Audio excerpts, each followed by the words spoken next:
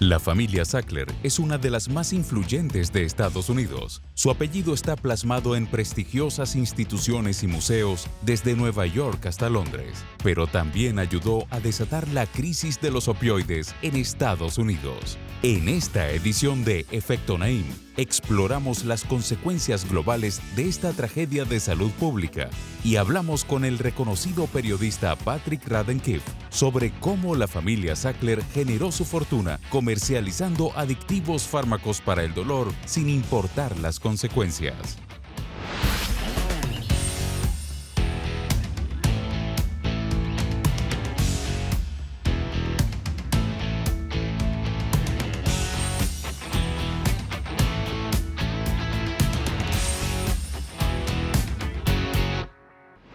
Bienvenidos, soy Moisés Naim desde Washington. Encantado de estar de nuevo con ustedes, como siempre.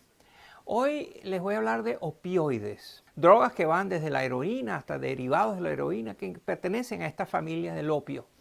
En el año 2016 murieron 42,000 estadounidenses por sobredosis, mal manejo de este tipo de drogas. Fue un récord y causó y disparó todo tipo de alarmas. Y el gobierno de Estados Unidos decidió dedicarle fuertes sumas de dinero, de atención y de prioridad al tema.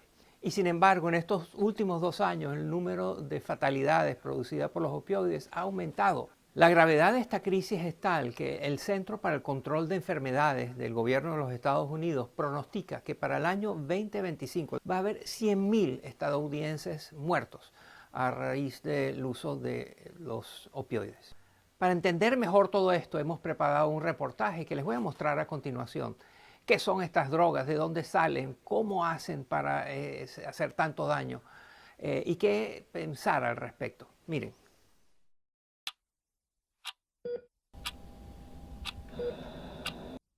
Cada 11 minutos muere un estadounidense por sobredosis de opioides. Ryan Brown, de 28 años, fue uno de ellos. Hicimos todo lo posible por ayudarlo, pero nada funcionó. Esta trágica historia se suma a las estadísticas.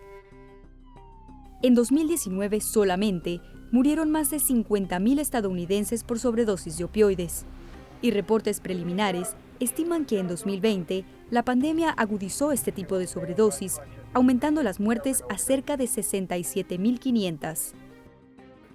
Los opioides, derivados de sustancias extraídas de la amapola, incluyen drogas ilícitas como la heroína, pero también fármacos para manejar el dolor como la morfina, la codeína y el fentanilo. Estos últimos son típicamente utilizados en casos muy particulares, ya sea en pacientes posoperatorios por periodos cortos o en pacientes con condiciones severas como el cáncer o con enfermedades terminales. Y es que de ser mal administrados, una semana de tratamiento puede ser suficiente para generar dependencia. Pero en 1996, la productora de fármacos estadounidense Purdue Pharma lanzó al mercado un nuevo analgésico llamado OxyContin con una poderosa campaña de mercadeo. No hay duda de que el mejor medicamento para el dolor es el opioide. Hablamos al respecto con la doctora Adrienne Feuberman. Purdue Pharma desarrolló una campaña en la cual aseguraba que los doctores eran opiofóbicos por no tratar dolores de espalda crónicos o artritis con estos medicamentos. Estos son padecimientos que nunca deberían ser tratados con opioides, pero las farmacéuticas convencieron a los médicos de que estaban torturando a los pacientes al no hacerlo. Las recetas de opioides se multiplicaron. Los pacientes se iban a casa con 30 o 60 pastillas cuando solo necesitaban un par de días de tratamiento. Esto dejaba las pastillas restantes al alcance de familiares y personas allegadas, o incluso para su venta ilícita. Desde su lanzamiento, OxyContin le generó $35,000 millones en ganancias a Purdue Pharma. A la cabeza de esta compañía está la familia Sackler, que llegó a amasar una gigantesca fortuna personal de $11,000 millones gracias a las ventas de este fármaco adictivo. Y ni hablar de lo que generaron otras farmacéuticas que lanzaron productos similares. También hubo médicos que buscaron beneficiarse sin importar el daño que podrían causar.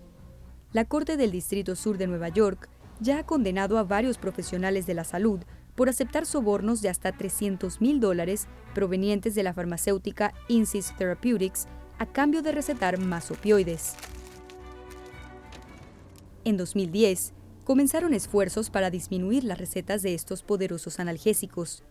Algunos alegan que hubo hasta congresistas aliados a las poderosas farmacéuticas que trabajaron para detener estas medidas.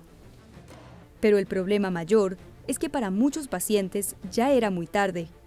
Así lo explica la experta en salud pública Lindsay Wuolo.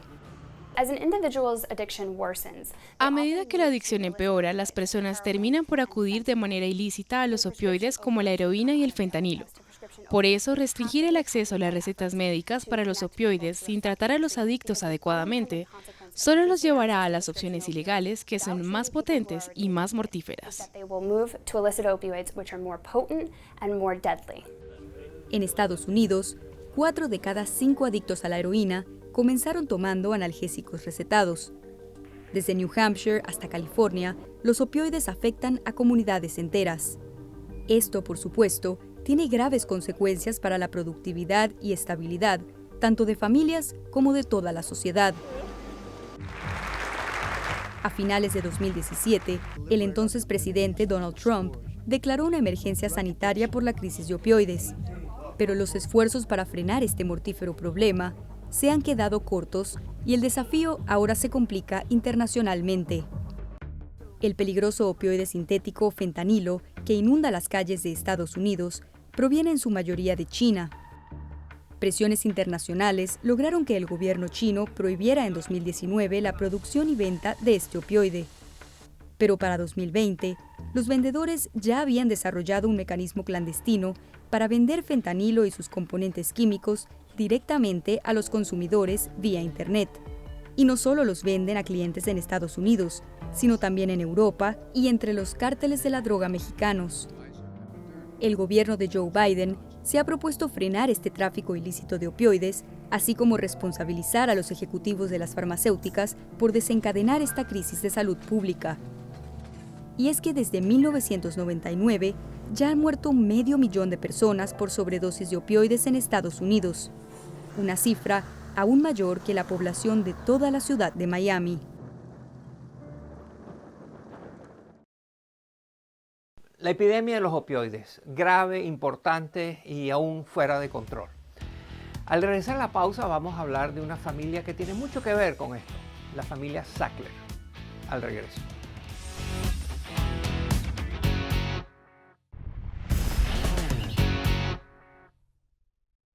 El Museo Metropolitano de Nueva York, la institución Smithsonian de Washington, la Universidad de Oxford, estos son solo 3 ejemplos de instituciones muy prestigiosas que tienen vínculos con la familia Sackler, que han recibido donaciones importantísimas de esta familia. Durante décadas, sus generosas donaciones a las instituciones más respetadas, a organizaciones culturales, científicas, artísticas, le merecieron comparaciones con la familia Medici, esos grandes mecenas del Renacimiento italiano. Pero esa historia de los mecenas generosos hoy en día tiene un enfoque muy diferente. Resulta que la familia Sackler es la responsable a través de la empresa que ellos controlan y a través de las estrategias de venta, de mercadeo, de comercialización de los opioides que utilizaron sus empresas. Fueron un disparador importante de la diseminación del uso maligno de los opioides. Vamos a conocer los secretos de esta familia, de la saga que nos ha llevado a estas circunstancias de la mano de un muy experto investigador periodístico, Patrick Radden Keefe. Él es un escritor del New York Times, pero se especializa en entender estas grandes tendencias a través de ejemplos muy concretos, como por ejemplo, ¿qué tiene que ver la crisis de los opioides con la familia Sackler? Su más reciente libro se titula El Imperio del Dolor, la historia secreta de la dinastía Sackler. De esto vamos a hablar con el periodista Patrick Radden Keefe.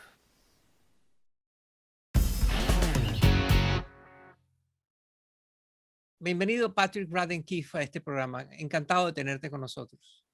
Patrick, ¿quién es la familia Sackler? La familia Sackler es una de las familias más pudientes de los Estados Unidos y hasta hace poco eran conocidos principalmente como una dinastía filantrópica muy generosa que durante décadas había donado cientos de millones de dólares a las artes y las ciencias. Entonces, si ibas al Museo Guggenheim en Nueva York, al Museo Británico en Londres o al Louvre en París, verías sus nombres. Había alas y galerías Sackler en instituciones élites realmente en todo el mundo. Y lo que no se conocía tan ampliamente hasta hace poco era que gran parte de la riqueza de la familia se generó gracias a la comercialización y venta del poderoso analgésico OxyContin, que ayudó a propulsar la crisis de los opioides. En tu libro y en tu investigación le prestaste muchísima atención a un señor que se llamó Arthur Sackler. Háblanos de él. Sabes, él era el mayor de los tres hermanos Sackler originales. Ellos crecieron en Brooklyn durante la Gran Depresión. Querían ser médicos, incluso desde su infancia. Y Arthur Sackler tenía una personalidad muy carismática. Era un hombre muy brillante que realmente quería dejar su huella en el mundo. Era muy idealista. Creo que sobre todo al comienzo de su carrera tenía la sensación de que la industria farmacéutica desarrollaría pastillas que podrían ayudar a resolver cualquier problema que los humanos pudieran tener. Así que además de ser médico, decidió que sería un hombre de negocios y se dedicó al mercadeo de productos farmacéuticos. Hizo su primera gran fortuna mercadeando el tranquilizante Valium, que en ese momento fue el producto más exitoso en la historia de la industria farmacéutica. De modo que Arthur Sackler me intrigó mucho porque creo que mezcló los mundos de la medicina y el comercio de una manera que realmente tendría influencia sobre todo lo que vino después. ¿Cómo llegó a ser la compañía Purdue Pharma, la empresa de los Sacklers, tan grande y tan exitosa?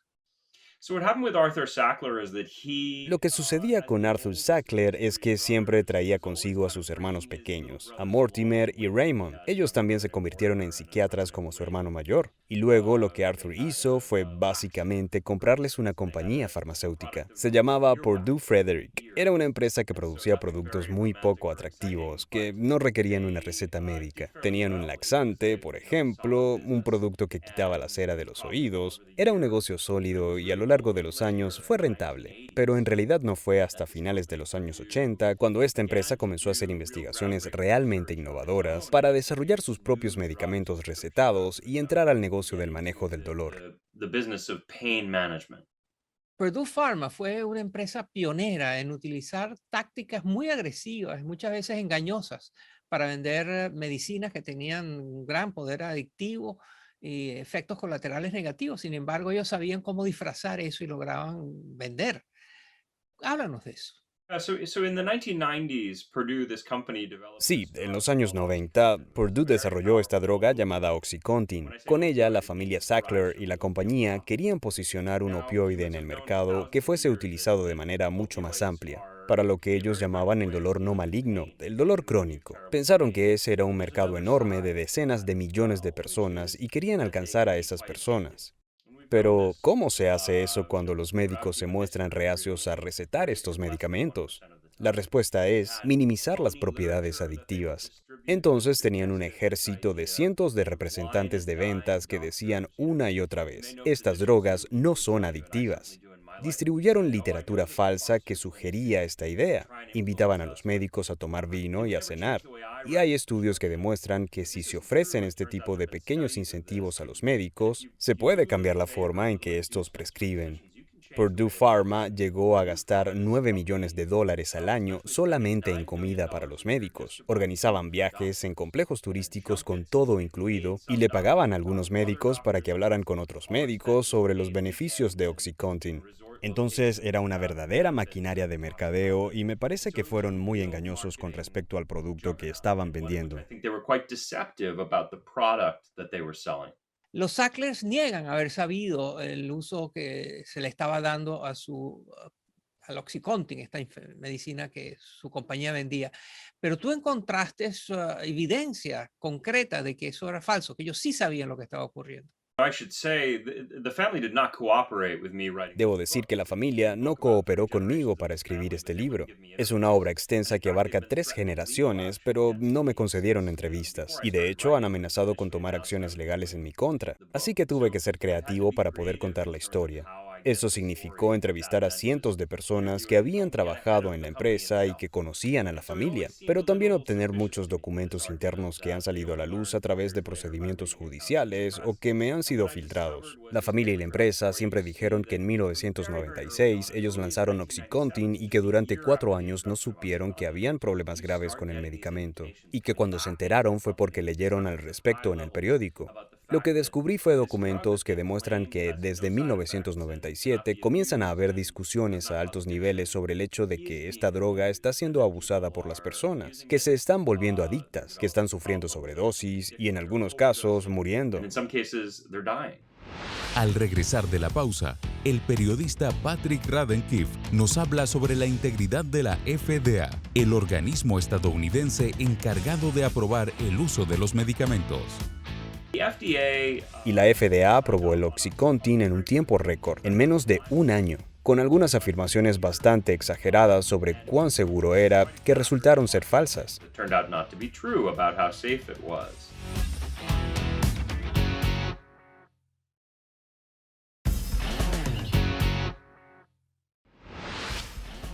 Continuamos con esta edición especial de Efecto Naim con el periodista Patrick Radden-Keefe.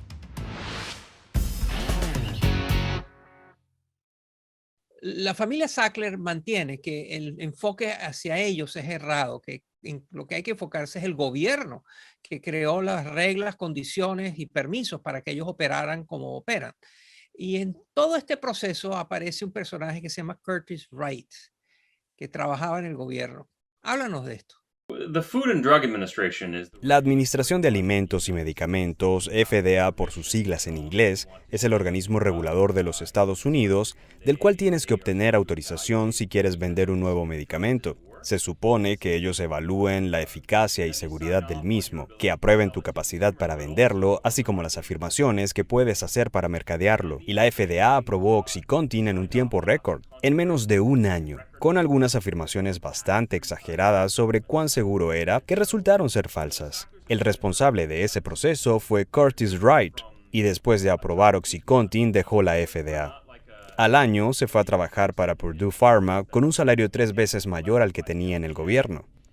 Los Sackler se han defendido diciendo que ellos son diferentes al Chapo Guzmán. No somos una organización ilegal de drogas porque todo lo que hicimos fue bendecido por la FDA. Pero creo que la pregunta aquí es, ¿cuánta integridad tiene este organismo regulatorio? Oxycontin ha generado $35 mil millones en ingresos desde 1996. Y algo que noté a lo largo de mi investigación es justamente el impresionante poder de tal magnitud de dinero para influir en instituciones públicas que no deberían ser tan fácilmente compradas.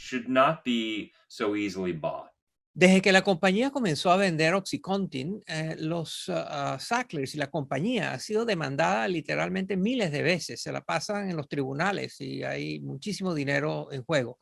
¿Cuál es la situación legal de ellos en estos momentos? Es una saga judicial fascinante. En 2007, Purdue se declaró culpable de cargos criminales federales asociados al mercadeo de Oxycontin y pagó una multa de $600 millones. La familia Sackler siempre dijo que después de eso habían estado comportándose de la mejor manera posible. Resulta que eso no era cierto. De hecho, a finales de 2020, Purdue se volvió a declarar culpable por nuevos cargos criminales federales. Y esos cargos eran sobre conductas que se remontan hasta hace 10 años atrás. Así que se trata de una empresa realmente criminal. Entre estas 2 declaraciones de culpabilidad, pasaron 13 años. Y durante ese periodo ocurrió algo realmente fascinante. Silenciosamente, la familia Sackler sacó al menos $10 mil millones del negocio. Mientras tanto, seguían recibiendo más y más demandas privadas y públicas. Eventualmente, todos los estados de la Unión Americana estaban demandando a la compañía. La mitad de estos estados estaban demandando a miembros individuales de la familia. Creo que ahora hay alrededor de 3,000 demandas en total.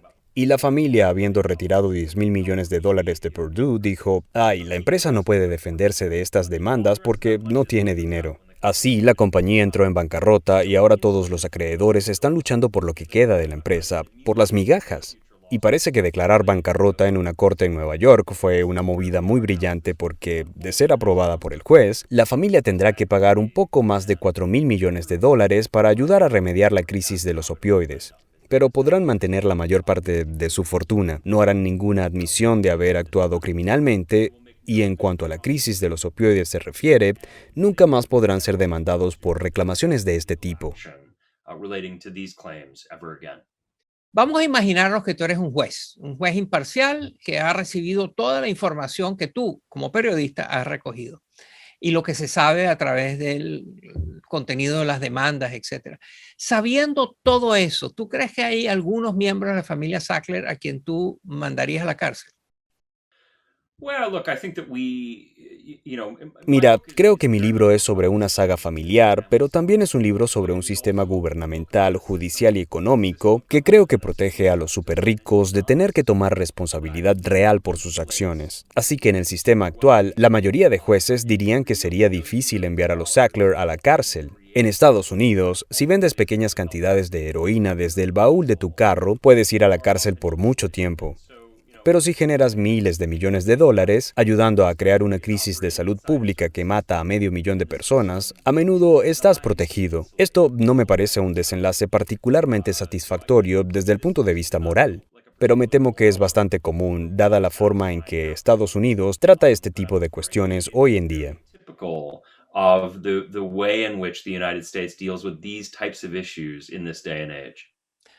Patrick Radden Keefe es un laureado periodista de investigación. Ha recibido múltiples premios y su más reciente libro es El Imperio del Dolor, una historia fascinante sobre una de las compañías más grandes y más dañinas de nuestro tiempo. Muchas gracias, Patrick, por estar con nosotros. Thank you. Gracias. Y hasta aquí el programa de hoy. Espero que les haya interesado y espero que nos veamos la semana que viene. Gracias por acompañarnos.